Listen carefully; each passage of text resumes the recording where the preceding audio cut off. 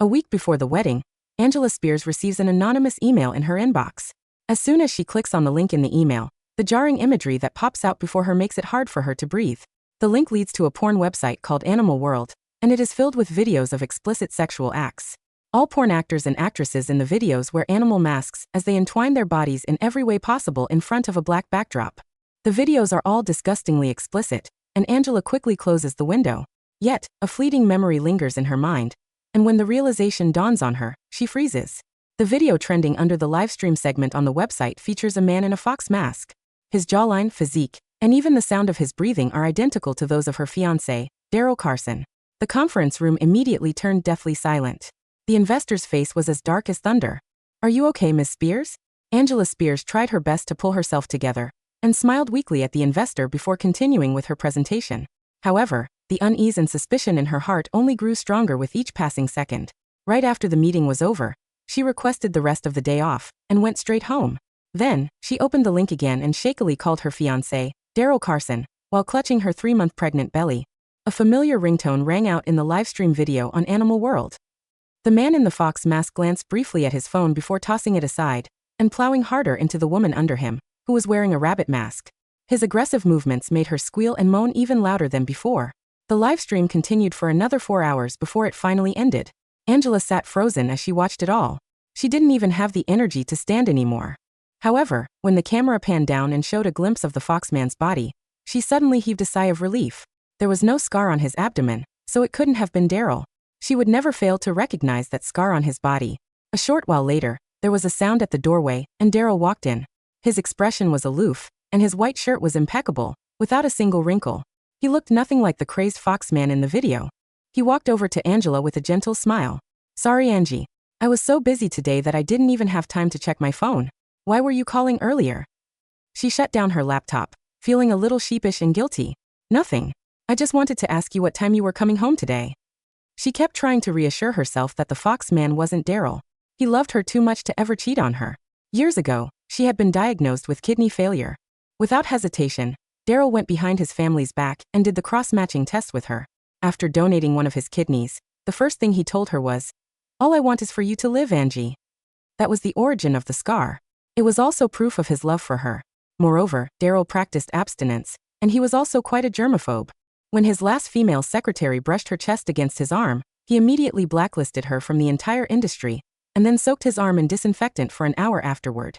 At times, he would also gently and somewhat helplessly push Angela away when she was slightly clingier than usual.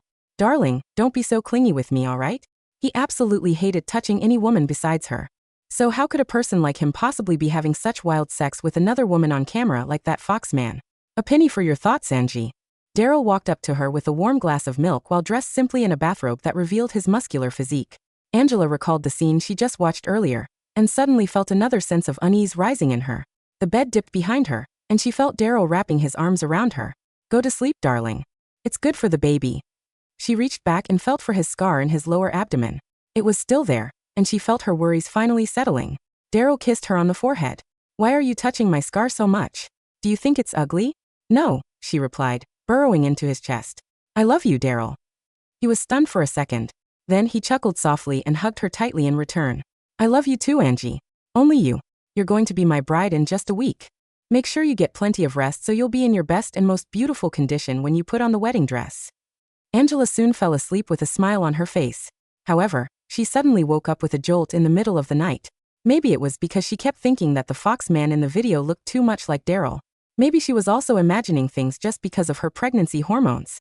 But the space next to her on the bed was cold and empty. Daryl's indoor slippers were at the doorway. It was obvious that he'd gone out. Angela's heart began beating faster. She somehow found herself running to her laptop and turning on the live stream on that website. The foxman was live streaming with the rabbit woman again. They were completely entangled, oblivious to everything else. The fox mask couldn't even hide the excitement showing in his eyes. They tried all sorts of positions until they were both exhausted. Angela kept her eyes trained on the foxman's lower abdomen and realized that there was a scar right there, clearly visible under the light. This time, the audio had been altered with a voice changer, and the woman's voice sounded soft and coquettish as she spoke. "I really hate this scar you got for another woman, but you just refused to have it removed. I always have to cover it up for you with concealer." The foxman chuckled and leaned down to peck her on the lips. I've already given this Weston villa to you, and you still don't think it's enough? Never, the rabbit woman said with a pout. Not unless you promise me that you'll rail me again 7 days from now at your wedding. I'm the bridesmaid anyway. Nobody will ever get suspicious of us.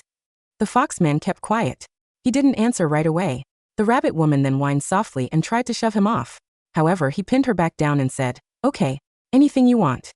Angela felt her blood run cold. The Weston villa was Daryl's wedding gift to her. It was going to be where they'd be moving to after the wedding. Also, Angela only had one bridesmaid, and it was none other than her best friend whom she trusted with all her heart, Kathy Moore. Kathy was the first ray of sunlight in Angela's life. Angela's parents had died when she was young. During lunch break, she would curl up in a corner nibbling on stale bread, and Kathy would drag her out to the school cafeteria, sharing her meals with her. When the high school bully wouldn't stop picking on Angela and kept slinging rocks at her, Kathy was the one who protected her from a rock about to hit her in the face. As a result, Kathy got quite a nasty cut on her hand that day. Those were just some of the reasons why Angela trusted Kathy with her life. They had such a close relationship that they were almost inseparable. When Kathy met Daryl for the first time, she even playfully warned him, "Angela is practically a sister to me. You'd better treat her right, or I'll never forgive you." Daryl refused to back down and retorted, "Angela is the love of my life. Stop hanging out with her. I don't want you to corrupt her." They glared at each other like sworn enemies. If it weren't for Angela stepping in, they might have come to blows. Back then, Angela had felt incredibly blessed and lucky because both her best friend and boyfriend cared so much about her. But now, watching the video of Daryl and Kathy wildly entangled together felt like a slap in the face. It now made sense why Kathy kept being vague about her new boyfriend and refused to show Angela any photos of him. It turned out that they were dating the same person. Everything fell into place, and the truth wrapped around Angela's neck like a noose, making it hard for her to breathe. A sudden gasp interrupted her thoughts. The rabbit woman couldn't stop trembling in the foxman's arms. She then kissed him deeply. The viewers in the comments section were cheering for them. "Mr. Fox is so energetic today. I can't believe he still has this much energy for his second live stream. He avoided Ms. Deer's kiss the last time she appeared with him. I thought he didn't do kisses. But it turns out he's just treating Ms. Rabbit differently. I love watching them together so much. Please fuck each other harder. I need to keep watching you do it." Angela slumped back in her chair. Her heart ached so badly that it felt as though 1,000 knives were stabbing into her chest. She shakily reached for her phone and called an international number. "I agree to your proposal of starting a business overseas," she said. "I'll leave in 7 days." After hanging up, she contacted Joe McCoy, a private investigator. Daryl returned 2 hours later, feeling cold and chilly. He hurriedly took a warm shower before proceeding to prepare breakfast and give Angela a good morning kiss as though nothing had happened last night. Angela just couldn't wrap her head around it.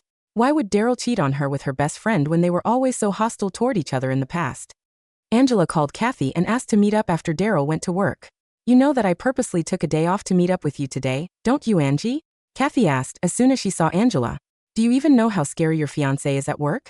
He's literally the devil incarnate, always yelling at me if I did something wrong by accident. I'm so glad you asked me to come out today. Now, I have an excuse to take a breather." Kathy looped her hand through Angela's while she continued complaining about Daryl's treatment toward her at the office. Angela smelled the perfume on Kathy's body. It was the exact same one that Daryl was wearing. Her fingers turned icy almost at once. She forced herself to appear calm as she said, "I think Daryl's cheating on me." Kathy's reaction didn't look fake. "That's impossible. Are you sure you're not just imagining things? You're pregnant, so it must be the hormones messing with your head. He loves you too much to cheat on you." Angela didn't reply. Instead, she carefully observed Kathy's eyes. While ordering their drinks, she ordered an iced black coffee for Kathy out of habit. "I can't drink iced coffee anymore," Kathy said, gently caressing her stomach.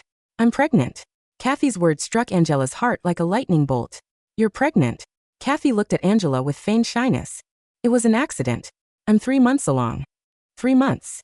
Angela's baby was also 3 months along. Basically, Kathy had gotten pregnant around the same time as she did. "Is the father your boyfriend?"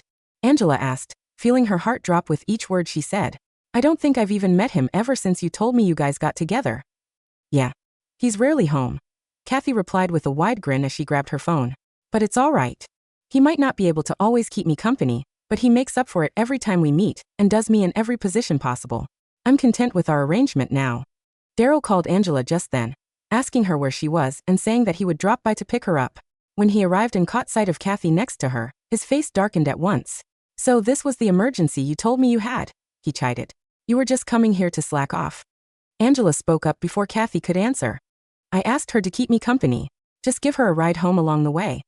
No, it's fine. I don't want to play third wheel, Kathy said quietly, holding a hand to her waist. I'll just rent a bike and ride it home. She then quickly rented a bicycle from a nearby bike share dock and left without waiting for Angela or Daryl to say another word. Angela could see Daryl's grip tightening subtly around the steering wheel. He drove home very slowly that day, cruising right behind Kathy the entire time as though he was worried that she would get into an accident. Seconds later, Kathy tipped over and crashed onto the road. Daryl slammed on the brakes immediately, and the sudden halt threw Angela forward with so much force, she thought she was going to fly out of the windshield. However, he didn't seem to notice her panicked look as he immediately threw his door open and ran over to Kathy. He crouched next to her and spoke in a low chiding tone. Are you dumb or what? How could you just fall off a bike in the middle of the road? Get in the car now. Why do you care? Kathy retorted, her eyes turning red with tears.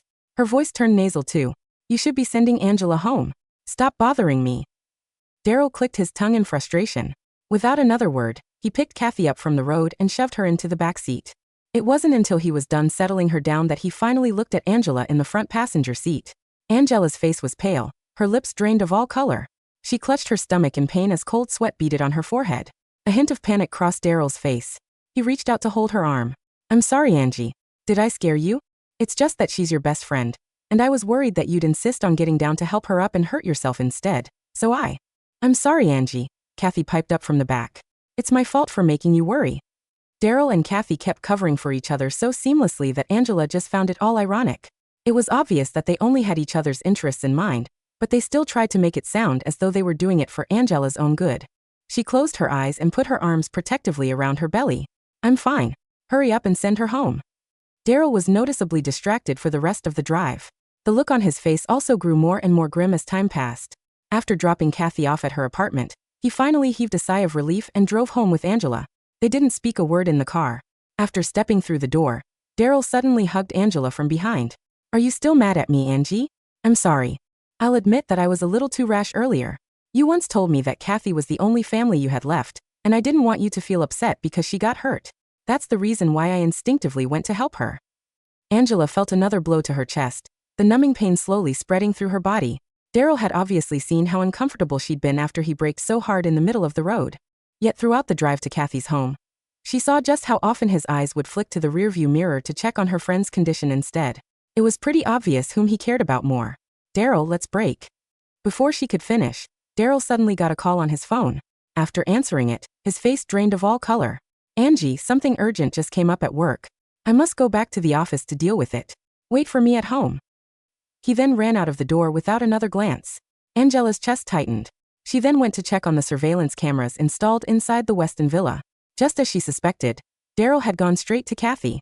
The moment he stepped in through the front door, he asked in a worried tone. You said that your stomach hurts? Let me take a look. Was it because you fell from the bike earlier? He then gently massaged Kathy's belly as she snuggled into his arms and whispered. You were way too obvious today.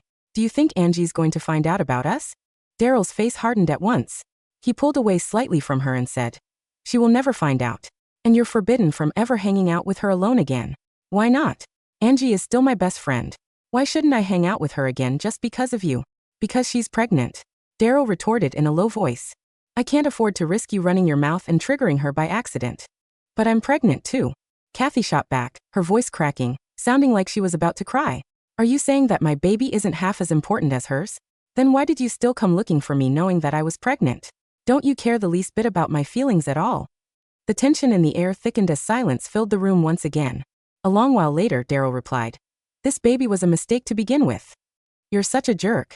Kathy cried, tears falling from her eyes as she pummeled him in the chest. However, seconds later, it was replaced by loud kissing noises and the sound of clothes being hastily torn off. Be good and abort the baby. I promise that I'll take good care of you for the rest of your life if you just listen to me. Kathy hesitated for a while. Then she hooked her arms around his neck and kissed him hard. But I hate the thought of going under the knife for an abortion. I'd rather you help me abort the baby instead. I heard that lots of intense sex will eventually lead to a miscarriage. Daryl cursed softly under his breath before picking her up bridal style and rushing into the bedroom, slamming the door behind him. A few seconds later, Angela received a text message on her phone. I'll be spending the night at the company, Angie. Sleep early tonight. Love you. The last two words jumped out at Angela and pierced into her eyes as though it was a glaring red color, even if it was black just like the rest of the message.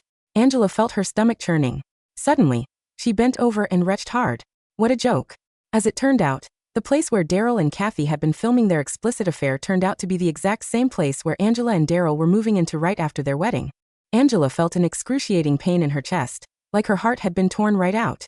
She also realized that she could taste the salty tears on her tongue. Just then, Joe sent her a text message. Ms. Spears, I found an online account that might contain the information you're looking for. Joe sent Angela a link to a Burner X account. Angela felt her blood freeze in her veins when she read the contents that the account had posted over the years. This burner account was Kathy's personal venting space. It was filled with all sorts of her unfiltered confessions and innermost thoughts. March 12th. I'm now working as my best friend's boyfriend's personal assistant. Why is she so damn annoying and insisting that I work for her boyfriend? Does she not know that I like Daryl too? And yet, she still did this so that I'd be forced to watch them act lovey-dovey at the office all day. May 5th. I'd just broken up with my ex, and the first thing Angela did was to show off her oh-so-perfect relationship with Daryl by feeding him steak. They're so damn disgusting. She's always been like this since we were kids, acting so perfect in front of teachers and parents with me as her unpaid supporting character. She stole all the love and attention that should have been mine. She makes me so uncomfortable. June 2nd. It rained today, and her boyfriend offered to drive me home. I said I was cold, and he put his coat around my shoulders. I could see the desire in his eyes. July 4th. The power suddenly went off at the office, and I was so startled that I jumped right into his arms. But our lips met by accident when I looked up at him. He froze for a bit but didn't push me off. August 7th. We slept together. I knew he never really loved Angela that much. He just thinks she makes a suitable housewife. I guess my best friend is a little pitiful after all. I mean, we did grow up together. Angela only realized just how much Kathy had misunderstood her over the years after reading all her thoughts. When Kathy lost her job, Angela had begged Daryl to give her a high-paying job at his office. When Kathy broke up with her ex, Angela offered to treat her to a big meal to distract her and get her mind off things. She never thought that her patience, maturity, and forbearance would be taken maliciously by Kathy like this. She held a hand to her stomach, feeling the tears pooling in her eyes once again. She suffered from extremely low progesterone levels, which made it very difficult for her to conceive. This baby was basically a miracle that she wanted to attribute to Daryl praying fervently at churches and temples for a long time. But now, she suddenly didn't know what to do with the miracle growing inside her after having so eagerly anticipated its arrival for years. A sudden sharp pain shot through her lower abdomen again. Unable to get hold of Daryl, Angela had no choice but to drive herself to the hospital. However, the car had only just turned a corner in the neighborhood when a car suddenly lost control at the intersection and rammed right into her. The deafening crash nearly shattered her eardrums. She instinctively shielded her belly with her arms and was nearly thrown out of the car. An excruciating pain seared up her stomach. Then, the world turned black for her. The first thing Angela saw when she opened her eyes was Daryl staring at her, his eyes bloodshot. Angie, you almost gave me a heart attack. The crash hadn't been fatal. Angela had only passed out from shock and not from the few bruises along her limbs. Fortunately, the baby wasn't harmed at all. Daryl gripped her hands tightly. It was almost as though he was worried he'd lose her any second. Mr. Carson immediately rushed to the hospital as soon as he heard that you were in a car crash, his assistant, Wilfred Peterson, said in a quiet voice. He got grazed by a motorbike on the way, but didn't even stop to pursue the matter, and continued rushing over to you. Angela then realized that Daryl was covered in injuries. His right arm was bandaged, and his knee was also scraped. My injuries don't matter. They're just minor ones, Daryl said, waving his hand impatiently. His eyes still held the same concern and tenderness as they had during his first few years of courting Angela. My fiancé and baby are more important to me than anything else in the world. Angela dug her nails into her palms, using the pain to keep herself awake. I remember the license plate on the car. I'm going to file a police report. Absolutely, Daryl agreed without hesitation. He then said in a domineering tone, I don't care whether it was an accident or not. Whoever dares to lay a finger on my fiancé must pay the price for their actions. However, when Angela recited the plate number to him, his expression dropped, and panic flashed in his eyes. Just leave this to me, Angie. You don't have to bother about it anymore. Angela's heart sank. Why not? I'm going to report them to the police myself. I said, leave this to me, Daryl said firmly, leaving no room for argument. When he saw Angela's face turning pale, he softened his tone and added, You're pregnant, Angie. You shouldn't have to bother yourself with cumbersome tasks like this. Just leave it all to me. Just then his phone rang. Daryl answered the call and spoke for a while. Then, he turned and looked at Angela apologetically. Sorry, Angie.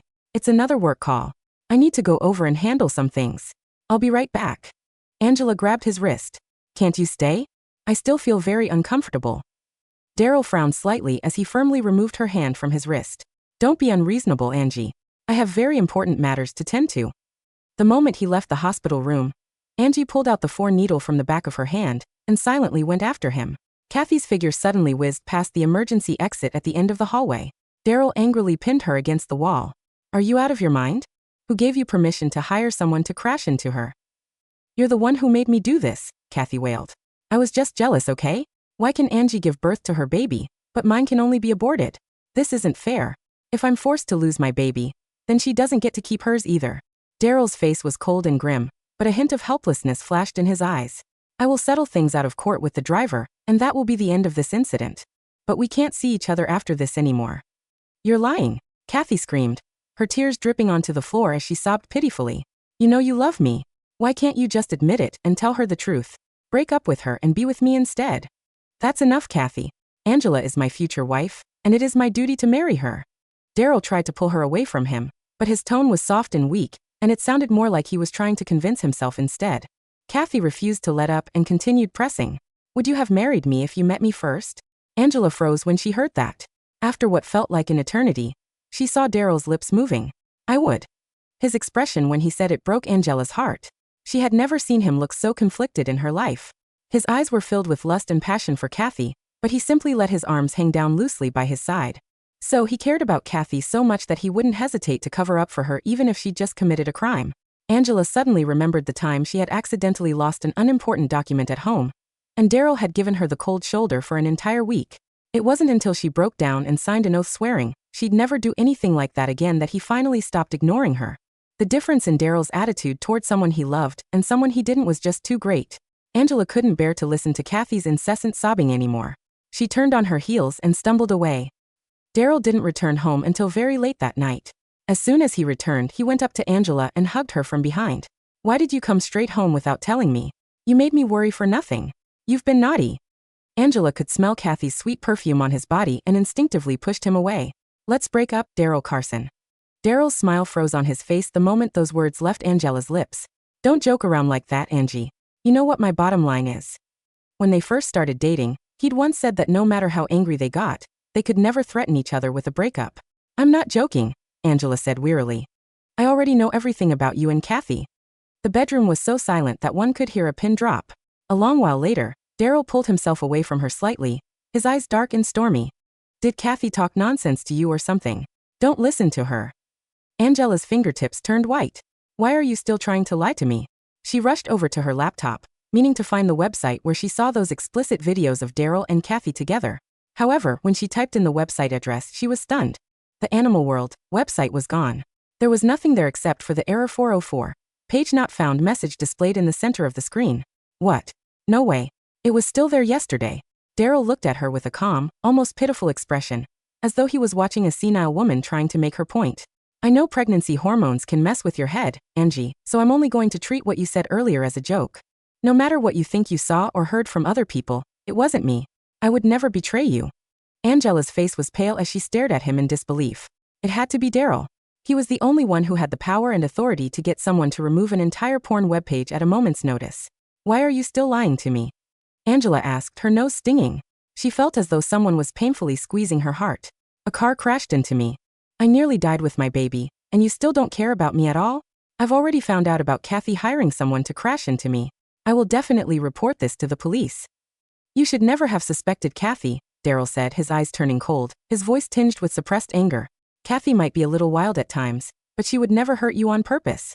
I can't believe that you're slandering your own best friend like this, Angie. You've completely disappointed me. Disappointed him? While he was busy rolling in the sheets with Kathy, did he think about how disappointed and devastated she'd be? Angela took a deep breath. I'm definitely breaking up with you, Daryl. Let's just end things here. Daryl's eyes were as cold as ice. He forcefully pinned her down onto the bed and tied her hands up with his necktie. You need to cool off for a few days, Angie. I'll stay home with you for the next 2 days. He ignored all of Angela's screams and protests and locked her up in the bedroom for the rest of the night. He didn't bother going to the office over the next few days and worked from home instead, keeping an eye on Angela around the clock. He even insisted on feeding her and accompanying her to the bathroom every time. His phone wouldn't stop buzzing, making him feel even more frustrated. He decided to just toss it aside and head back into his study. However, Angela quickly caught sight of the text message notifications on the screen. They were all from Kathy. Are you seriously going to be this heartless, Daryl Carson? Fine. If that's how it's going to be, then you don't have any right to care about who else I sleep with anymore. Then, another notification popped up on the screen. It was a push notification reminding Daryl about a new live stream on Animal World. Angela tapped on the notification at once and realized that the website hadn't been taken down after all. It had simply been moved to a new address. Kathy was wearing her usual rabbit mask as she appeared before the camera in her sexy lingerie. Behind her stood a man in a wolf mask. Mr. Fox doesn't want me anymore, so I've decided to find myself another partner. I hope he can satisfy me tonight. She then wrapped her arms around the man and kissed him firmly on the lips, letting him touch and explore every inch of her body. Suddenly, there was the sound of something breaking in the study. A second later, Daryl rushed out of the door. Stay at home, Angie. I need to go out for a bit. It's really urgent.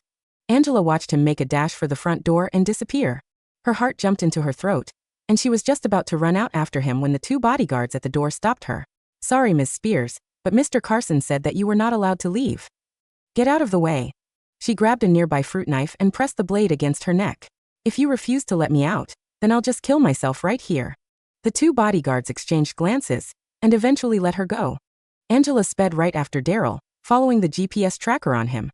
Finally, she found herself at the Weston villa where they were supposed to move in after their wedding. Daryl had parked right at the entrance. She walked in and heard angry roaring and punching coming from the living room. Daryl had grabbed the man in the wolf mask and was beating the living daylights out of him. How dare you touch her? I'll kill you. He had completely lost control. Gone was his usual cool and calm demeanor. Every blow he delivered to the wolf man was critical, and he looked ready to tear the man apart for daring to lay a finger on Kathy. Angela's heart squeezed in her chest. It hurt so badly that she couldn't even breathe anymore. Even when Daryl loved her the most, he never got into any physical fights with anyone else for her. He condemned it and said that only barbarians fought with their fists, so he would never do anything of the sort if there was another way to solve the problem. But as it turned out, it wasn't that he was above fighting. It was just that she was never the person he would get into a fight for from the start. Stop it. Don't hit him anymore. Kathy cried, lunging at Daryl and throwing her arms around his waist. That's enough, Daryl. Stop hitting him. Daryl finally calmed down with Kathy's intervention. He then growled at the wolf man and told him to get out before grabbing Kathy by the back of her neck and pulling her into a fierce, angry kiss. Didn't you say that you didn't want me anymore? Kathy screamed, struggling against his arms. Didn't you say that we weren't to see each other again anymore? So what does it matter who I film with? If I said no, that means no. Daryl growled. Why not? You already have Angela. Why should I even listen to you?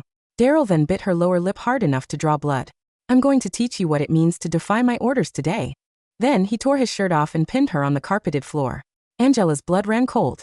She barely noticed when the wolf man bumped into her on his way out. There was a clap of thunder, and soon, a heavy thunderstorm broke outside the door. Yet, Daryl and Kathy didn't seem to realize it as they were wrapped around each other on the floor. Angela covered her ears with her hands. She'd been terrified of thunder since young, and would shudder in fear every time she heard it. Once, Daryl even postponed an international billion-dollar project and flew all the way home during a heavy thunderstorm just so that he could hold her from behind and soothe her through the night. The thunderclaps this time were even more intense than in the past, and Angela could already feel goosebumps forming on every inch of her body. Yet, Daryl was still lost in Kathy's embrace, oblivious to everything. Angela curled into a tight ball at the door, watching them silently as her heart turned increasingly cold and numb. A long while later, she walked out of the villa with tears in her eyes. They mixed with the rainwater and streamed down her face. You should have told me that you liked Kathy, Daryl. I would have let you get together with her instead. Kathy had saved Angela from being blinded by a rock when she was little. Meanwhile, Daryl had given her a kidney to save her life. So, she decided that she was going to remove herself from the picture altogether as a way of paying them back. Angela trudged through the rain and slowly made her way to the hospital. I'd like to schedule an abortion, please. The doctor reviewed Angela's medical report and tried to talk her out of the abortion. Miss Spears, you have a thin uterine wall, and abortion is not without its risks. This baby will very likely be the only child you'll ever have. Angela's knuckles turned white. She couldn't stop herself from trembling, but she still gave the doctor a firm nod. I want it aborted. Now, she would rather never have a child again than give birth to one who would never be loved from the very start. The procedure was quick. However, the dilation and curettage process was excruciating, and the feeling of a life slipping away from her body made Angela break down in tears and scream in a heartbroken manner. When she finally left the operating room, Daryl and Kathy had only just ended their extremely thrilling and exhilarating live stream. Kathy then posted a photo on her personal page on the website, showing their hands tightly intertwined as they lay peacefully in bed. Hey guys, remember to congratulate Mr. Fox for defeating Mr. Wolf and finally winning Ms. Rabbit's heart once again. Mr. Fox promised to take me on a trip to make it up to me, so watch out for our new updates then.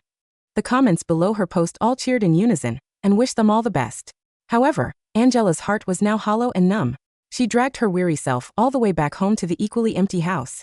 Daryl still hadn't returned. Another day passed. She saw the photos that Kathy posted on her social media as Daryl brought her sightseeing, lit up sky lanterns for her, bought her a diamond ring, and kissed her deeply at the highest point of a Ferris wheel. At night, they continued fucking each other in various positions while live streaming with their animal masks on to please their viewers. Angela pressed her hand against her flat tummy and felt her heart being torn into shreds. Yet Daryl never noticed anything amiss and even sent her a couple of voice messages, his tone so gentle that it didn't make any sense. I'll be home right after this business trip, Angie. I even bought a lucky amulet from a famous fortune teller here for our baby. Kathy happened to post her baby's ultrasound photos online the day Daryl sent that voice message. He'd also been the one accompanying her to the hospital that day. Angela smiled bitterly. How ironic that Daryl still thought she was pregnant with his baby, and that she didn't mean it when she said she wanted to break up with him. Kathy then sent Angela a text message. We need to talk, Angie. Angela went to the coffee shop as agreed and sat across from Kathy at the table. Kathy's gaze was calm, but her tone carried a hint of resentment. I'm pregnant, but the father of my child doesn't want it. What should I do? I think you should talk to him instead of me, Angela replied calmly. After a short pause, Kathy replied coldly, stop pretending. You saw everything at the villa entrance the other day, didn't you? I'm pregnant with Daryl's baby.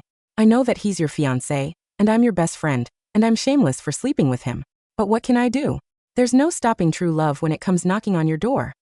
Angela simply asked, why did you have to get someone to crash into me? You'd always been protecting me since we were young. Kathy's eyes flashed with anger as though her tail had just been stepped on. She yelled hysterically in response. I never wanted to hurt you. I just told the driver to scare you a little. What right do you have to give birth to his baby? It's not fair to me or my baby. Wanna make a bet? We'll see if he chooses you or me in the face of danger. If he chooses you, then I'll disappear from this relationship and get rid of the baby. But if he chooses me, then you will give us your blessings, Angie. She held out her pinky toward Angela like how they used to when they were young. Angela took a deep breath and said, you don't have to do this, Kathy. He's already. Before she could finish, loud screams suddenly erupted behind them. There was a massive explosion in the cafe, and broken glass shards were sent flying everywhere. Then a huge fireball blasted from the kitchen, spewing dense, black smoke in the air. The customers in the cafe panicked and began rushing for the exit, trampling over one another in their haste. Are you insane? Angela yelled as she stared at the crazed Kathy in horror. Did you do this? How could you plant a bomb in the coffee shop? Were you trying to get us all killed? Kathy's eyes were cold and ruthless. I had no other choice, Angela. I really want to know the answer to this riddle. Everyone around them had already escaped the burning coffee shop, but Kathy grabbed onto Angela, refusing to let go. And since Kathy was taller and much stronger than her, Angela wasn't able to shove her off and run to safety. The fire got bigger and bigger, and the smoke grew denser and more suffocating by the second. Another explosion happened. This time, the broken glass shards rained down on them and cut into Kathy's arm. Right at that moment, Daryl appeared at the scene. He immediately fixed his eyes on Kathy and rushed up to her, scooping her up in his arms without any hesitation. You idiot, who told you to run about like this? He growled at her before sprinting out of the place. Angela stood frozen, and her lips trembled as she called out to him. Daryl Carson. Angie. Daryl froze, his legs suddenly rooted to the ground as he turned around to look at her with guilt in his eyes. How did you get out of the house? The look on his face was familiar. He had the same expression when Angela caught him secretly smoking when he was supposed to have quit cold turkey 3 years ago. He couldn't possibly change a habit he was addicted to at the drop of a hat. This principle applied to him now too. However, a second later, Kathy began moaning painfully in his arms. My stomach. It hurts. It snapped Daryl right out of his stupor as he rushed to bring Kathy out of the furnace. The only thing he said to Angela before he left was, take care of yourself, Angie. I'll get Wilfred to bring you home after I've sent Kathy to the hospital. His focus was entirely on Kathy's aching stomach. He completely missed the fact that Angela's entire back was covered in glass shards, staining her body crimson. Angela staggered out of the burning coffee shop with much difficulty. The sun was supposed to be hot enough to give anyone a sunburn, but her heart was so cold and disappointed that it might as well be in the middle of winter. Oh my God! Her entire back is covered in glass. That's so scary. Call the ambulance. She's going to pass out. Angela collapsed to the ground completely pale, surrounded by the crowd's gasps and screams of terror. She was like a broken and abandoned rag doll as she lay there, unable to move anymore. Even as her consciousness faded away, the last thing she saw in her hazy vision was the sight of Daryl leaving with another woman in his arms. When Angela opened her eyes, she was lying in a hospital bed. A nurse came in to change her dressings. When she saw Angela trying to sit up, she hurriedly went over to help her up. Your back is very badly injured and covered in tiny wounds. Your family members will need to help you apply the medication to them regularly, or they'll leave scars. Angela hesitated. Every move she made was extremely painful. I don't have a family anymore, she said softly. Her parents had passed away 12 years ago. On their death anniversary, she would kneel before their grave and cry her eyes out, while Kathy would comfort her by her side, and Daryl would hold a huge umbrella over them. But now, even her found family was no longer by her side. The door was pushed open, and Daryl rushed into the room, pulling her straight into his arms without another word. Those bodyguards are useless. I told them to keep an eye on you and not let you out of their sight. How could you be so disobedient, Angie? After a short pause, he explained. Kathy has asthma and can't breathe in that smoke. You told me before that she was your family, so I had no choice but to save her first because of how dangerous the situation was. You're not hurt, are you? Angela had already given up all hope on him. She calmly pushed him off and said, I'm fine. Go and take care of her. Wait, why are you so badly hurt? Daryl finally saw all the cuts on her back, and his eyes widened in shock. He then demanded angrily, why didn't you tell me back there? Angela simply replied, you already explained earlier that Kathy was injured worse than me. I understand. Daryl panicked. Angela used to get jealous of other women in the past, but now, it seemed like she had put on an icy armor. She was so calm and collected to the point that it was making him feel uneasy. Angie, he said with a frown, you didn't used to be like this. A bitter smile appeared on Angela's lips. You also didn't used to be like this, Daryl. It was so tense and silent that one could hear a pin drop. Daryl tried to rest a hand on her stomach, but she subtly avoided his touch. So he awkwardly withdrew his hand and said, rest well for now. I'll go and make you your favorite stew. I can't let our baby go hungry. Remember, Angie, that no matter what happens, you're the only person I'll ever love. Oh, and by the way, he suddenly said, pausing at the door. You might want to think of swapping out your bridesmaid for the wedding. Kathy's hurt. I've arranged for her to remain at the hospital. Then he turned to leave. At the same time, Kathy sent Angela a text message. You won. He got super pissed at me after learning that I was behind everything and threatened to send me abroad. I'll never appear in your lives again. Enjoy your life with him. Angela's finger twitched numbly. She had never thought of winning anything from the very start. She'd already been eliminated from this three-person race before the game had even begun. However, she just closed her eyes wearily and didn't bother replying. When Angela was discharged, Daryl personally picked her up in his arms and took extremely good care of her. The day before the wedding, Angela was brought to the wedding hall in the hotel ballroom for a final rehearsal. She knew what Daryl was capable of, and if she made a fuss about not attending it, he would bring her there against her will. By the time they reached the hotel, Kathy was already waiting there for them in her bridesmaid dress. Angela felt Daryl tightening his grip for just a split second when they saw her. What's the matter? Did I scare you? Kathy asked, forcing a smile on her lips as she looked at them with reddened eyes. I am your only bridesmaid, Angie. Of course I must witness your happy ending with my own eyes. Daryl continued tightening his grip on Angela's hand until she gasped in pain. The wedding planner went through with the wedding program with them and had Angela rehearse walking down the aisle. After everything was done, Daryl kissed her on the forehead with a tearful smile. I really can't wait to bring you home as my wife, Angie. Kathy didn't say anything and trailed right behind them, her face pale. However, when she saw Daryl kissing Angie, she dropped the flower bouquet she was holding, drawing everyone's attention to her. Sorry, she said, biting her lower lip as tears welled in her eyes. I'm not feeling well. I'm going to use the bathroom for a bit. Daryl was distracted for the rest of the time as his phone buzzed incessantly in his pants pocket, threatening to shatter the peace. He wouldn't stop frowning. Finally, he excused himself and answered the call from a faraway corner. What the hell do you want now? Are you done making a fuss?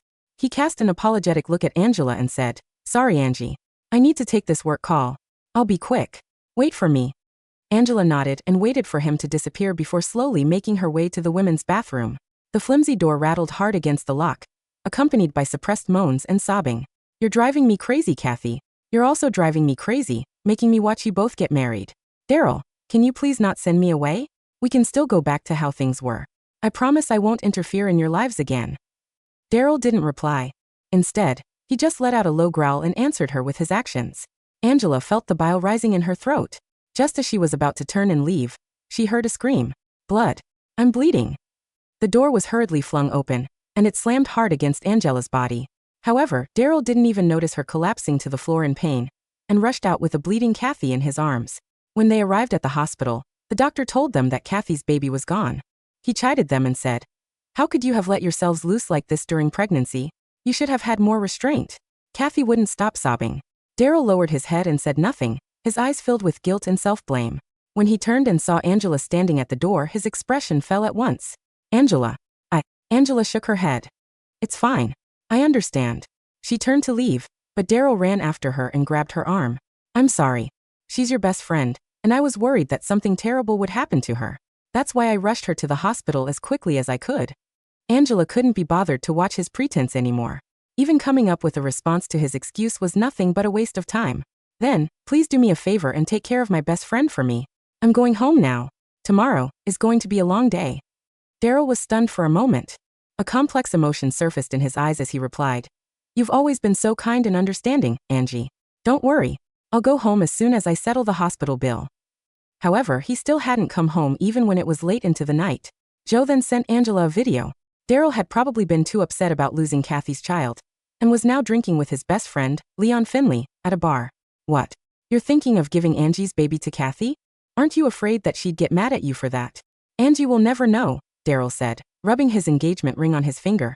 "After Angie gives birth to her baby, I'll just put Kathy down as the mother in the registration details.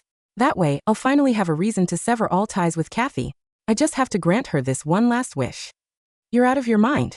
I can't believe you'd actually film yourself having sex in front of a camera and posting it online just for that Kathy's sake." Daryl smiled smugly like he was far superior compared to anyone else. "I thought that Kathy was just promiscuous, but I guess I really fell for her after tasting her just once." "But you love Angie so much. Everyone knows how you risked your life to save her back then. I don't believe that you actually fell in love with Kathy," Leon countered. Daryl took a swig of his beer and sighed. "Actually, I used to look down on Kathy. If it weren't for Angie begging me to give her a job, I would have never given her the time of day. But she ended up being my secretary and willingly took shots on my behalf at networking events, just to please our potential investors and business partners. She didn't even complain when they began manhandling her and convincing her to sleep with them before they signed our contracts. She looked like she was about to cry when she turned around and looked at me, but there was also something in her eyes that told me she would be strong and that I shouldn't worry about her. I could never forget the look she gave me. I couldn't hold back anymore that night and brought her to a hotel room. And I could never stop at just once after having her the first time. The rest is history." Daryl then shook off his memories and said, "Kathy was willing to go that far for me because of how much she loved me, but I was already engaged to Angie. I couldn't give Kathy anything but a fake wedding. At least, it would give her some sort of comfort." He sighed. "If only I'd met her sooner. Maybe things would never have turned out like this." Leon didn't say anything more and cracked open another beer for him, saying that they would drink the night away and forget about all their worries. Angela smiled bitterly. Daryl still didn't know that their baby was already gone. She wondered what he would offer to Kathy in exchange if he found out. She felt a dull ache in her chest, reminding her that she was still alive, and this nightmare was about to finally end. That night, she warmed up a glass of milk laced with sleeping pills for Daryl the same way he did for her in the past. Daryl finished the milk and pulled Angela into his arms, saying quietly, "Thank you for being so understanding, Angie. I promise that I'll give you the grandest wedding tomorrow, and make you the happiest bride of the century." Angela just smiled faintly and pulled the covers over him. "Go to sleep. I promise you'll be very happy in the morning." Once he was sound asleep, Angela packed up her suitcase and went into Kathy's hospital room. Kathy immediately understood what was going on the moment she saw Angela with her suitcase. "I've told the wedding planner to change all names and photos of the bride to yours. You'll be marrying Daryl tomorrow." Kathy's eyes reddened. She felt a surge of triumph and excitement as she said, "Thank you for making my wish come true, Angie. This is the best outcome for all of us." "Why did you film those kinds of videos?" This was the only question Angela left unanswered. Even though she knew that Kathy was more open-minded and promiscuous than she was, she still didn't think that her friend would do something that would be so easily exposed. Kathy was stunned momentarily. Then she scoffed. "Because Daryl and I are the same kind of people, Angie. Did you know? He told me that you were too reserved in bed, and he didn't have the heart to hurt you, so he took his frustration and worked off all of his energy on me. He loves making those kinds of videos. You'll never understand the thrill of it. You only got a head start on him, because you met him first. However, I will be a better Mrs. Carson than you'll ever be. At the very least, I know that he's truly happy when he's with me. Just admit it, Angie. You might have won the hearts of everyone else while growing up, but Daryl loves me, not you." Angela felt the last of her hope die out in that instant. Kathy's words were deeply humiliating. They plunged into her already bruised and battered heart like a sharp knife. Angela turned to leave. She couldn't see her best friend beneath all the layers of makeup on Kathy's face anymore. However, she didn't feel any pain or resentment. She just felt relieved. She no longer owed them anything. As she walked out of the room, Kathy suddenly called out to her. "We promised that we'd always be there to witness each other's milestones," she said smugly. "So, even if you're not coming tomorrow, I'll make sure to send you all the photos." Angela scoffed lightly, a hint of pity in her eyes. "Forget about it. I hope you get everything you wish for, Mrs. Carson." Then, she dragged her suitcase out of the room and left without a backward glance. The morning sun broke through the heavy velvet drapes of the master bedroom, casting long, fractured bars of gold across the carpet. Daryl Carson stirred, his temples throbbing with a dull, cottony ache. Blinked against the light, his throat dry, his limbs unusually heavy. He reached instinctively to the other side of the king-sized mattress, expecting to feel Angela's soft, familiar frame curled against him, but his hand brushed only against cold, pristine Egyptian cotton. He sat up with a start, rubbing his forehead. "Angie," he called out, his voice rough with sleep. Silence answered him. A soft chuckle slipped from his throat as he shook his head. Of course. The bridal party had probably whisked her away at dawn for hair, makeup, and dress fittings. Today was the day. The Carson Spears wedding, a multi-million-dollar gala covered by every major financial and society outlet in the city. He glanced at the nightstand. A glass of water sat beside a silver tray with a handwritten card bearing the Carson family crest. On it was a single note left by his head butler. "Sir, the bridal convoy departed for the Grand Horizon Ballroom at 5 a.m. Mr. Peterson has prepared your tuxedo in the dressing salon." Daryl stood, stretching his muscular shoulders, feeling a swell of supreme satisfaction. Everything was falling into place. Angela was going to be his lawful wife, the flawless, poised jewel in his corporate crown, the mother of his heir. And Kathy's hysterical outbursts and the tragic loss of her unborn child were messy, but he had already calculated his next moves. He would pacify Kathy, buy her the luxury apartment in Kensington, and keep her tucked away in the shadows where her wild, uninhibited hunger could continue to feed his darkest impulses. He slipped into his bespoke Italian tuxedo, adjusting the obsidian cufflinks. In the mirror, Daryl Carson looked every bit the untouchable titan, sharp jawline, immaculate grooming, piercing dark eyes. There was not a trace of the ravenous, masked beast who had spent nights rutting on camera before a voyeuristic audience. At 10:30 a.m., his armored Maybach pulled up to the Grand Horizon Hotel. The plaza was swarming with photographers, corporate luminaries, and high society socialites. Flashbulbs strobed in rapid fire as Wilfred Peterson, his assistant, opened the car door. "Is everything in order?" Daryl asked quietly, adjusting his lapels. "Everything has been arranged according to Ms. Spears' final instructions. Yesterday afternoon, sir," Wilfred replied smoothly, handing Daryl a black velvet box containing the custom diamond bands. The venue was completely sealed for final decor staging for the bride's team. "She requested that you do not see her until the processional." Daryl smiled, a flicker of indulgent warmth crossing his face. "Still playing the traditionalist. Very well." He stepped into the holding suite near the altar. The air was perfumed with thousands of imported white lilies and Casablanca roses. Through the double mahogany doors, the orchestral strings were tuning up, their melodies floating above the low murmur of 500 distinguished guests, mayors, foreign investors, board members of Carson Holdings. Leon Finley entered the suite, holding 2 tumblers of aged scotch. "Big day, Carson. You finally tied down the saint of the design world." Daryl took a glass, clinking it against Leon's with a subtle smirk. "A man needs an anchor, Leon. A woman who commands respect in public." "And the little firecracker from the office?" Leon asked in a hushed murmur. Daryl's eyes chilled slightly. "Handled. She knows her place." The wedding coordinator poked her head into the room, beaming nervously. "Mr. Carson, 2 minutes to processional. The bride's veil is set, and she is at the threshold." "Let's begin," Daryl said, draining his glass. The heavy cathedral doors groaned open. The brass section soared into Wagner's bridal chorus. 500 heads turned in unison toward the center aisle, where a white silk carpet stretched beneath an archway of weeping wisteria. Daryl stood at the altar, hands clasped, chin tilted at an angle of aristocratic composure. At the far end of the aisle stood the bride. She wore a breathtaking, cathedral-length veil made of dense French chantilly, lace that completely obscured her face, cascading over a custom off-the-shoulder gown dripping with Swarovski crystals. She walked slowly, clutching a bouquet of crimson calla lilies, a striking departure from Angela's usual preference for pale pastels, but Daryl merely thought she had decided to make a bolder aesthetic statement for the cameras. As she drew nearer, Daryl noticed something subtle about her gait. It was slightly rushed, devoid of Angela's measured, dancer-like grace. Yet the silhouette was undeniable. Slender waist, generous curves, trembling hands. She's nervous, Daryl thought with an inward smile. After all these years she's finally mine. The bride reached the marble steps of the altar. Daryl reached down, taking her gloved hands in his. Her fingers were trembling violently, her skin burning with an unusual heat. The officiant, a distinguished archbishop, began the liturgy. Dearly beloved, we are gathered here today in the presence of God and these witnesses to join this man and this woman in holy matrimony. Daryl tuned out the familiar drone of the vows. His eyes were fixed on the delicate lace hiding Angela's face. He wanted this over with so he could take her back to the estate, sign the trust documents, and secure his legacy. Daryl Carson, do you take this woman to be your lawfully wedded wife to have and to hold, in sickness and in health, for richer or for poorer, until death do you part?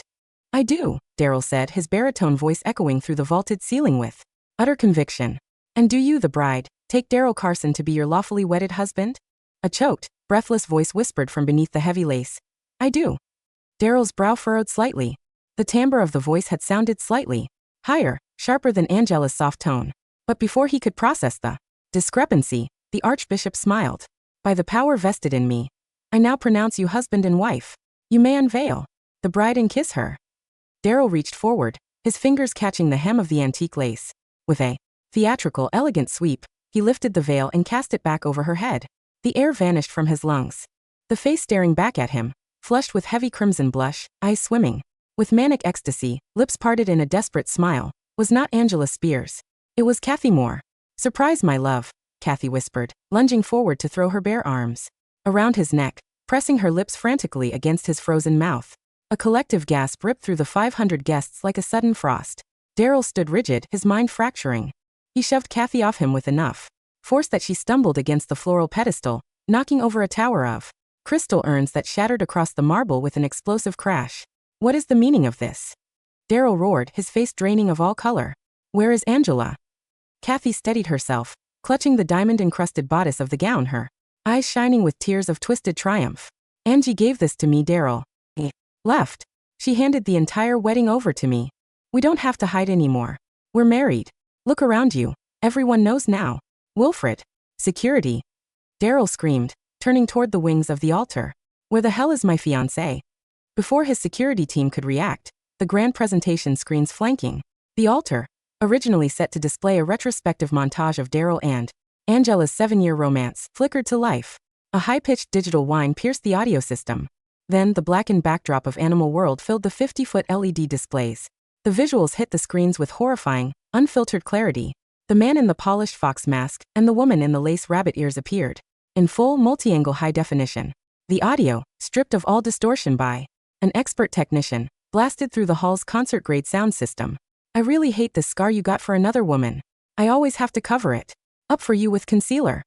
I've already given this Weston villa to you, and you still don't think it's enough. Never. Not unless you promise me that you'll rail me again 7 days from now at your wedding. Okay. Anything you want. The footage jumped to another clip, Daryl pinning Kathy against the bathroom door. During yesterday's rehearsal, his face fully visible, his voice unmistakable as he snarled into her neck. Then, the screen shifted to a scrolling document.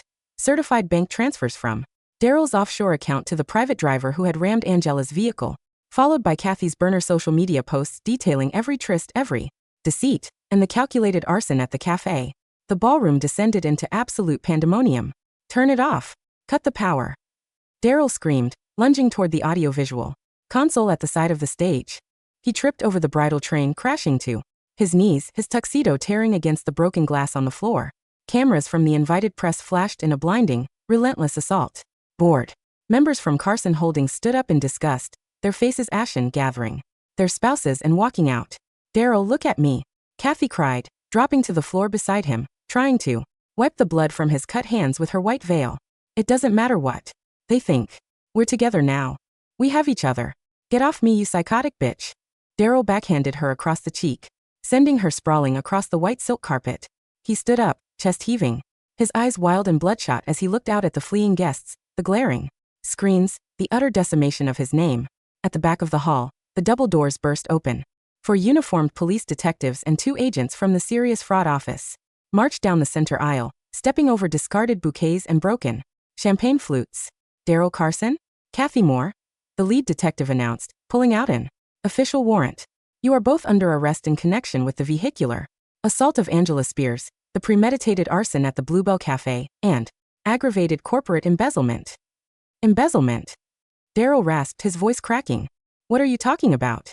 Ms. Spears surrendered the complete audit of Carson Holdings' offshore shell companies to the federal prosecutor's office 2 hours ago, the officer said, coldly, clicking a pair of steel handcuffs around Daryl's wrists. Step forward, Mr. Carson. As the cold steel locked onto his skin, Daryl's gaze locked onto the projection screen one last time. The explicit videos vanished. In their place appeared a single, crisp scanned document, a medical report bearing Angela's signature and a clinic stamp from 3 days prior. Patient, Angela Spears. Procedure, surgical termination of pregnancy. Status, completed. Daryl's knees gave out entirely. He collapsed against the arresting officers, a hollow, strangled wail tearing from his throat. There was no baby. There had been no child to steal and give to Kathy. There was no forgiving bride waiting at home. Angela had dismantled his entire empire, salted the earth beneath his feet, and vanished into thin air.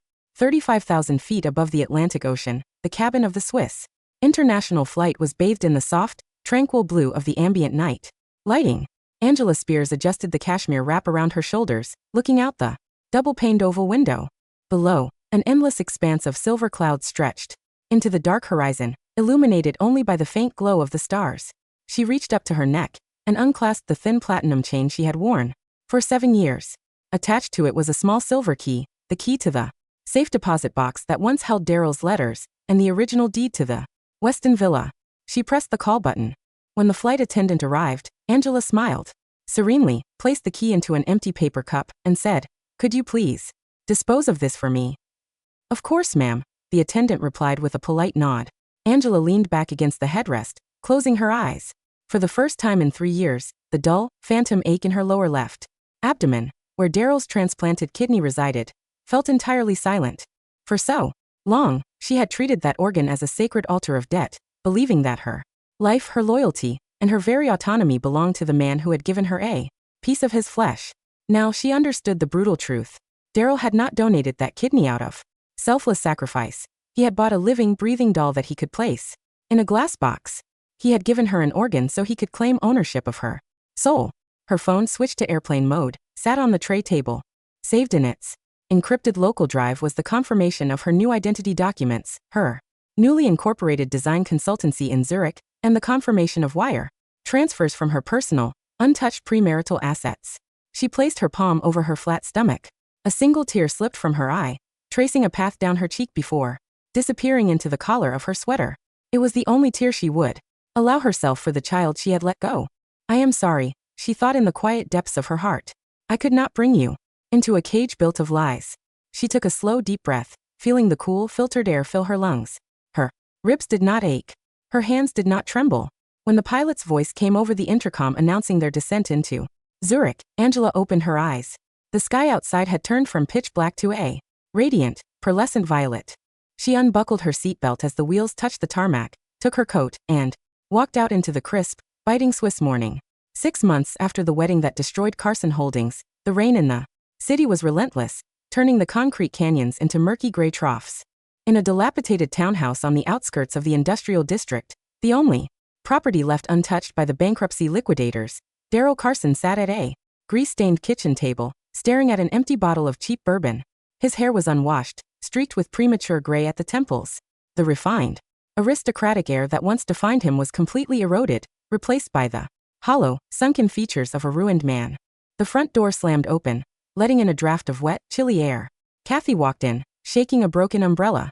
She wore a cheap imitation fur coat, her makeup smudged beneath tired, bloodshot eyes. She tossed a plastic bag containing frozen dinners onto the table. "That's all the money we have left until next week," she said, her voice grating and bitter. The legal defense fund took the rest of the consultancy check. Daryl didn't look up. "Did you call the broker about the Weston Villa?" Kathy let out a harsh, mocking laugh. "The Weston Villa was seized by the court 4 months ago, Daryl. Are you still living in a fantasy? The bank sold it at auction to pay off the fine for your shell company fraud." Daryl's hand snapped out, gripping the empty bottle so hard his knuckles turned white. If you hadn't insisted on planting that bomb at the cafe, if you hadn't gotten that driver to ram her car, the police wouldn't have dug into my accounts. You ruined me. I ruined you. Kathy shrieked, marching up to him and slamming her palms on the table. You were the one who couldn't keep your hands off me. You were the one who loved fucking me on camera because your precious Angela was too pure for your filthy mind. You used me, Daryl. And now that we're legally married, you look at me like I'm a piece of garbage. You are garbage, Daryl hissed, his dark eyes burning with pure venom. You aren't fit to clean Angela's shoes. You made me lose everything. My company, my reputation, my child. She aborted your child, you idiot. Kathy yelled, leaning down until her face was inches from his. She cut it out of her body because she despised you so much. She knew exactly what you were, and she threw you in the trash. With a roar of rage, Daryl swept his arm across the table, sending the bottle and frozen meals crashing against the wall. He stood up, towering over her, his hands raised, but Kathy didn't flinch. Instead, she pulled a small voice recorder from her pocket, the red light glowing brightly. Go ahead, she sneered, her lips curling with malicious delight. Hit me. The terms of your suspended sentence state that any domestic violence violation lands you straight in federal prison for 8 years. Touch me, Daryl. Please. I dare you. Daryl froze. His chest heaved, his jaw working helplessly as the realization crushed him. He was trapped. He was legally bound to the woman he now despised more than death itself. Without wealth, without status, without the forbidden thrill of an illicit affair, Kathy was nothing more than an abrasive, vindictive reminder of his absolute ruin. And Kathy, having lost all her friends and any prospect of employment, clung to him like a parasite, draining whatever remained of his sanity. They were two venomous scorpions locked inside a sealed jar, stinging each other until the end of their days. The legal hammer fell with catastrophic precision 3 months later. While the preliminary hearings for the civil suits had dragged on, the criminal division completed its reconstruction of the digital breadcrumbs Joe McCoy had provided before Angela left the country. In a packed municipal courtroom, the judge adjusted his glasses and looked down from the bench with cold disdain at the defense table. In the matter of the city versus Kathy Moore, the judge's voice boomed across the wood-paneled room. On the charges of reckless endangerment, solicitation of vehicular assault, and aggravated arson resulting in bodily harm, this court finds the defendant guilty on all counts. Kathy's knees buckled. No, please. I didn't mean to hurt anyone. It was just a misunderstanding. The defendant is sentenced to 7 years at the Northern Correctional Facility for women without possibility of parole for the first 4 years, the judge ruled, bringing the gavel down with a sharp, echoing crack. Kathy screamed, thrashing against the bailiffs as they pinned her arms behind her back, the heavy iron chains rattling against her wrists. She turned her tear-streaked face toward Daryl, who was seated in the second row under heavy supervision. Daryl, save me. Use your lawyers. Daryl. Daryl sat motionless, his face an expressionless mask of stone. He did not move a muscle. He did not utter a word. He simply watched as the woman who had brought about his downfall was dragged through the steel side door, her desperate shrieks fading into the concrete bowels of the courthouse. Yet Daryl's reprieve was momentary. Mr. Daryl Carson, the prosecutor announced, standing up from his desk. In light of the financial forensic evidence submitted regarding the structured payoffs to the driver, as well as the fraudulent transfer of corporate assets to foreign entities to avoid restitution to Ms. Spears, the state hereby initiates immediate liquidation of all remaining Carson holdings. Within 48 hours, Daryl's remaining bank accounts were frozen. The bespoke suits, the art collections, the remaining luxury watches, all were inventoried and seized by federal marshals. He was left with a single duffel bag, a criminal record, and a suspended sentence that restricted him to a 5-mile radius within the city. He found himself standing outside the abandoned headquarters of Carson Tower. The glass doors were chained shut, covered with white foreclosure notices. The logo that his father and grandfather had built had been stripped from the granite facade, leaving behind only faint, grimy outlines of letters that once commanded the entire city's respect. A cold wind whipped through the avenue, plastering a damp newspaper against his shin. Daryl reached down and peeled it off. On the business lifestyle page, an international feature caught his eye. Spears Architectural Design secures 50 million franc Swiss ECO Museum commission. In Basel. Beneath the headline was a photograph.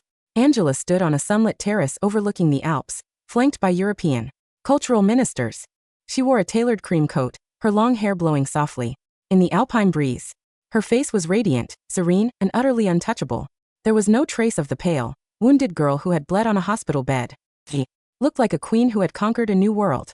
Daryl's hands shook so violently the paper tore in his grip. A ragged, agonizing sob tore from his chest.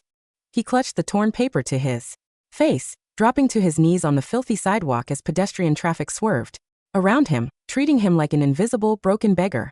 Obsession is a disease that festers best in the ruins of a man's pride. For 18 months, Daryl Carson lived in a damp basement studio in the meatpacking district, working night shifts as an unlicensed logistics dispatcher. Every penny he did not spend on stale bread and instant coffee was funneled to shady underground tracing agents on the dark web. He had become a ghost. His once athletic frame had wasted away to sharp bones and sallow skin. But in his mind, a singular, delusional narrative kept him alive. If I can just see her once. If I can just show her the scar on my abdomen. She will remember. I gave her my kidney. My flesh is inside her body. She cannot truly cut me off. We are tied by blood.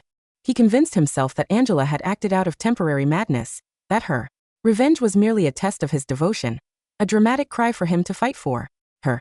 In late October, an encrypted message arrived on his burner laptop. Target location confirmed. Angela Spears will attend the International Architecture Biennale Gala at the Grand Palais in Geneva on November 14th. Daryl spent his life savings on a forged Canadian passport, an off-grid cargo freighter passage across the Atlantic, and a single train ticket from Marseille to Geneva. He arrived in Geneva on the night of the gala. The city was cloaked in a pristine blanket of fresh winter snow. Lake Geneva reflected the glittering chandeliers of five-star hotels and embassies along the promenade. Daryl stood across the street from the Grand Palais, shivering in a cheap wool coat he had stolen from a thrift rack in France. His boots were soaked through with icy slush, his teeth chattering uncontrollably. At 8 p.m., a sleek black Maybach pulled up to the red carpet. The chauffeur opened the door. Angela stepped out. The breath caught in Daryl's throat, freezing in his chest. She wore a midnight blue velvet evening gown that flowed around her like liquid obsidian. Her bare shoulders were pale and flawless, without a single visible scar from the explosion. Diamond earrings caught the light of the paparazzi flashes as she smiled warmly, turning to extend her hand to her companion. A tall, distinguished man in his mid-30s, Julian Vance, the renowned British architectural philanthropist, stepped out beside her, placing a gentle, protective hand at the small of her back. Angela leaned in slightly, laughing at something he said, her eyes crinkling with genuine, radiant joy. It was a look Daryl had not seen on her face in 5 years. Angie, Daryl rasped, his voice swallowed by the roar of the crowd and the sound of falling snow. He broke into a run, barreling across the street, shoving past photographers and tourists. Angie, Angie. Ma'am, please step back, a French security guard shouted, immediately stepping into Daryl's path as he breached the perimeter. Get your hands off me, Daryl screamed, struggling against the two burly guards, who tackled him to the ground. Angie, look at me. It's Daryl. Angie. The commotion caused the crowd to part. Julian Vance immediately moved in front of Angela, his brow furrowing as he signaled for private security. But Angela placed a calm, steady hand on Julian's arm. It's all right, Julian, she said softly, her voice cool and perfectly poised. Let him stand. The guards hesitated, then pulled Daryl up by his arms, holding him firmly in place 6 feet away from her. Daryl stood there, panting, slush dripping from his frayed coat onto the pristine red carpet. He looked up, his bloodshot eyes drinking in every detail of her face. Angie. He choked out, a grotesque, pleading smile breaking across his cracked lips. You came. I knew you'd never truly leave me. Look at me, Angie. I survived. I came all the way here for you. Angela looked at him. There was no hatred in her eyes. There was no rage, no bitter tears, no satisfaction of vengeance. There was only a vast, empty expanse of absolute indifference, the way one might look at a dead leaf crushed beneath a boot. You shouldn't have come here, Mr. Carson, she said quietly in clear, unaccented English. You are violating the international restraining order filed with Interpol. Restraining order? Daryl laughed hysterically, shaking his head. Angie, don't talk like that. We share a body. I gave you my kidney. A piece of me is inside you right now, keeping you alive. You can never wash me away. He tore open his damp coat, pulling up his shirt to reveal the jagged, pale, surgical scar on his right lower abdomen, the scar he had once used as a badge of ownership. Look at it, he screamed, tears carving clean lines through the grime on his face. I bled for you. I saved your life. The high society onlookers whispered in shock, but Angela didn't flinch. She took one slow, deliberate step forward, looking directly at the scar that had once bound her to a living hell. You didn't give me a kidney out of love, Daryl, Angela said, her voice carrying across the silent plaza like the toll of an iron bell. You gave it to me because you wanted a pet that could never leave you. You wanted a debt so heavy that I would endure any cruelty, any betrayal, and any humiliation without daring to speak. She tilted her chin up, looking into his hollow, ruined eyes. And as for the kidney? Angela smiled faintly, a serene, breathtaking expression of total liberation. The transplant team in Zurich performed a secondary evaluation 2 years ago. Your donated organ developed chronic rejection due to your toxic lifestyle and substance history. It was safely removed and replaced with an organ from an anonymous, clean donor. Daryl's face went dead white. The world around him seemed to stop spinning. What? What did you say? He whispered, his voice trembling. There is not a single cell of yours left in my body, Daryl Carson, Angela said softly. You are completely, utterly gone. She turned back to Julian, offering him a warm, radiant smile.